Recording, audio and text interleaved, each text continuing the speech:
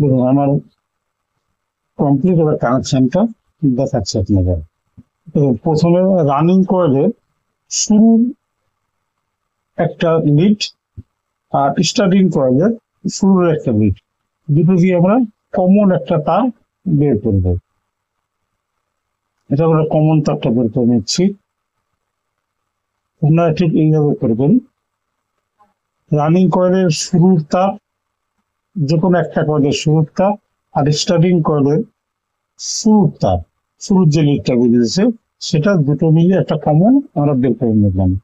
এবার দ্বিতীয় নাম্বার, এটা হচ্ছে হাই স্পিড, একদম টপ স্পিডের তার হবে ওটা। এবার দ্বিতীয়, আমরা যে মাঝখান থেকে চতুর্থ নাম্বার কয়েলের যে মাঝখান থেকে আমরা যে তারটা বের করে রেখেছিলাম সেটার থেকে একটা লিড বের করবো। সেটা থেকে একটা লিড বের করবো। এই তারটা আপনারা সুইচের দ্বিতীয় নাম্বার ঘাটে দেবেন। এটার মধ্যে যদি আপনারা লাইন দেন তাহলে আপনার স্পিডটা মিডিয়াম হবে। তারপর আমরা স্টার্টিং কয়েলের শেষের তার, দুটো স্টার্টিং কয়েলের শেষের তার মিলিয়ে যুক্ত করে একটা লিড বের করবো।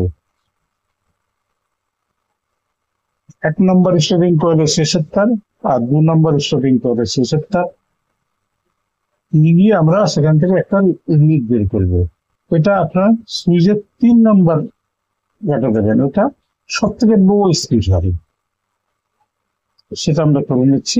এইবার আমরা ক্যাপাসিটরের তারটা বের করবো। স্টার্টিং কয়েলের আর একটা শুরুর তারটা আছে, সেই শুরুর তারের সঙ্গে আমরা ক্যাপাসিটরের একটা জোড়ার একটা তার লিড বের করবো। আমরা সেই তারটা ধরে দিচ্ছি। এইবার আর একটা রানিং কয়েলের যে তারটা, শুরুর যে তারটা, সেটা থেকে আমরা আর একটা ক্যাপাসিটরের তার বের করবো। এই যে রানিং কয়েলের যে তার শুরুর যে বৃত্ত থেকে আমরা ক্যাপাসিটরের তার বের করলাম, এটা আপনার ডাইরেক্ট লাইনে দেবেন। আর যে 3টে তার আমরা 1 2 3 বের করেছি সেই 3টে সুইচে দেবেন। এইবার রানিং কয়েলের শেষ প্রান্তে, এই দুটো কয়েলের দুটো শেষ প্রান্ত তার বেঁচে আছে, সেই দুটো তার আমরা একসঙ্গে জয়েন্ট করে দেবো। ওখানে আপনাদের এখনো লিড যুক্ত হবে না, ওটা নর্মাল জয়েন্ট হয়ে যাবে। এইভাবে যদি আপনারা কানেকশন করেন তাহলে আপনাদের 3 স্পিড, শুধুমাত্র কানেকশনের মাধ্যমে 3 স্পিড